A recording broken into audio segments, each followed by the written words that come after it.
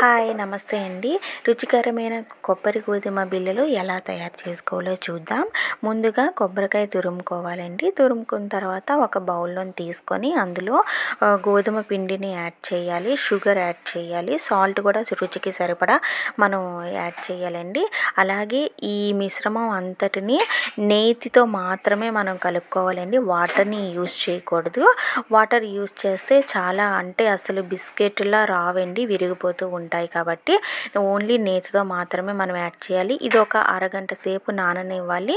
నానిన తర్వాత ఇది మళ్ళీ మనం బిస్కెట్లా కట్ చేసుకోవాలండి. మన ఇష్టం వచ్చిన షేప్లో మనం కట్ చేసుకోవచ్చు. నేనైతే డైమండ్ షేపులా మేమైతే కట్ చేసి పెట్టుకున్నామండి. ఇది ఒక పొయ్యి మీద ఒక కడాయి పెట్టేసి నూనె బాగా కాగనివ్వాలి. కాగిన తర్వాత ఈ బిస్కెట్స్ అందులో వేసేసి మనం బ్రౌనిష్ వచ్చిన వరకు బాగా వేగనివ్వాలండి. చూసారు కదా ఎంత బాగా వేగాయో.